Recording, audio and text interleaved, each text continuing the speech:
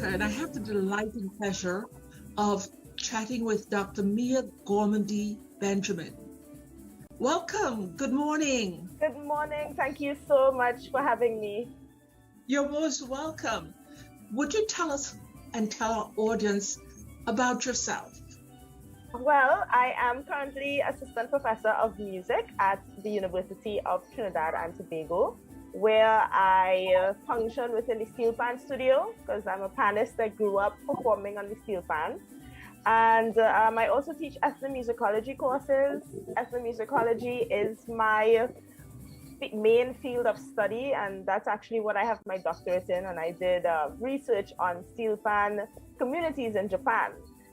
So I'm so interested in music and culture and performance, and very much interested in our culture specifically.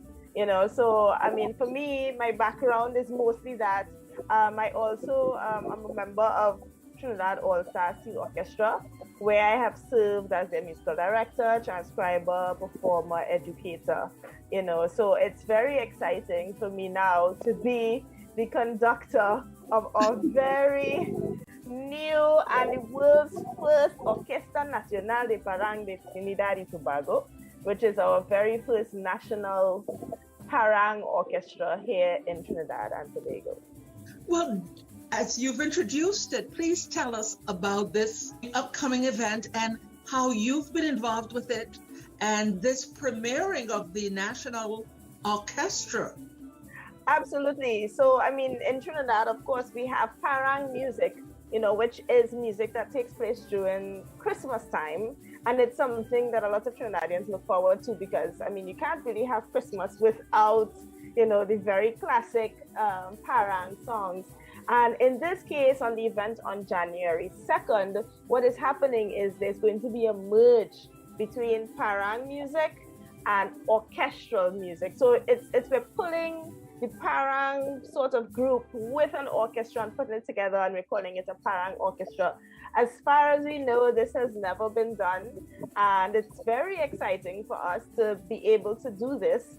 And I am elated to serve as the conductor, of this first time orchestra that will premiere on January 2nd. So what is the makeup of the orchestra, and what would that include?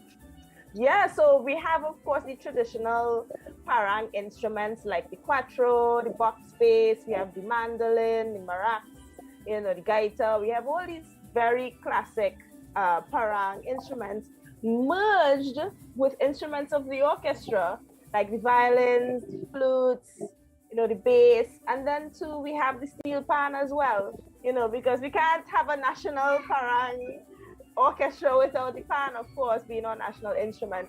So it's a very unique sound. It's something that is different to what we're used to, and I think that's what's so exciting about it, is to merge these different ideas into one, and we perform Parang music, with the orchestra, and it's something that you cannot miss.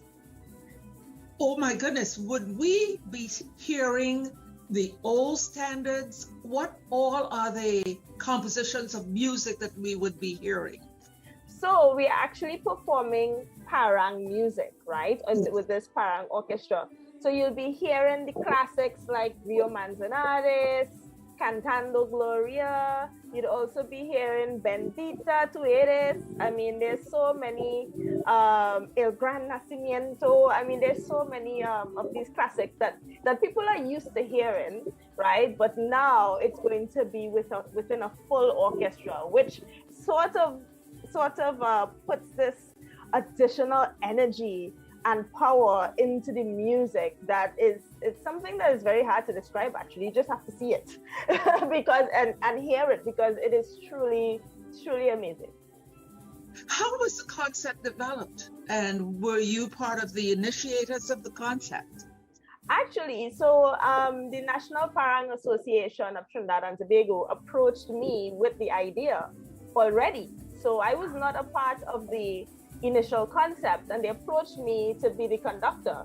But when I heard about it, I thought, oh my gosh, this is so exciting.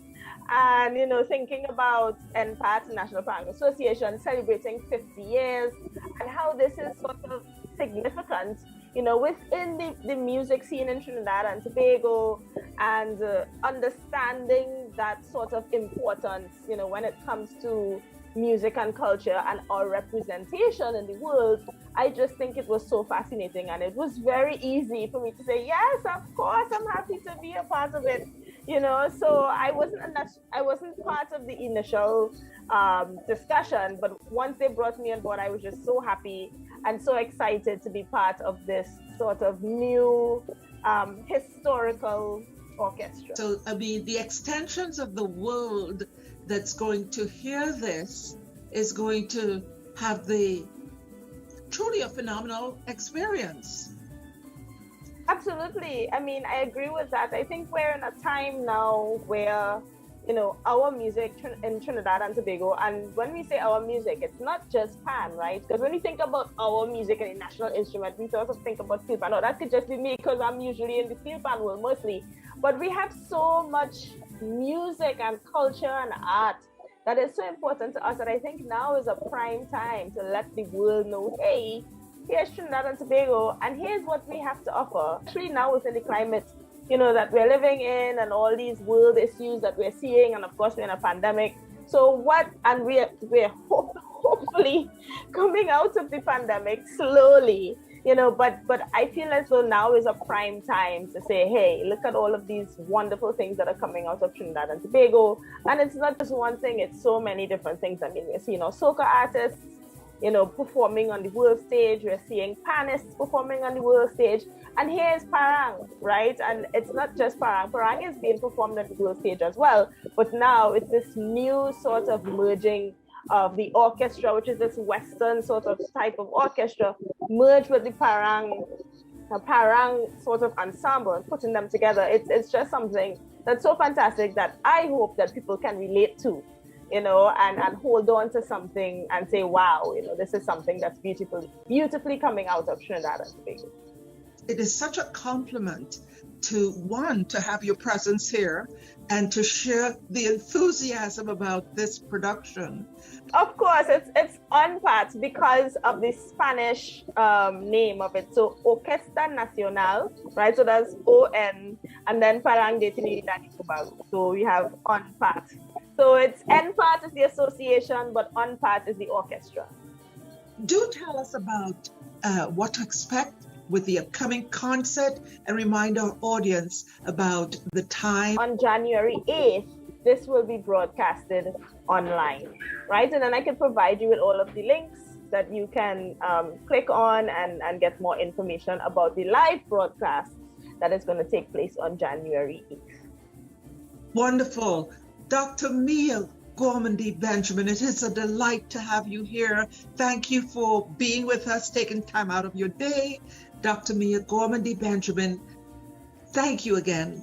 Thank you so much. Thank you. You too, thank you. You're welcome. Again, to everyone, thank you for joining us here. Have a great day, great time wherever you are. Stay safe and get your tickets now. Click the link for the tickets in this video. Get your tickets now. It's going to be a one-of-a-kind virtual event. Have a great day, everyone.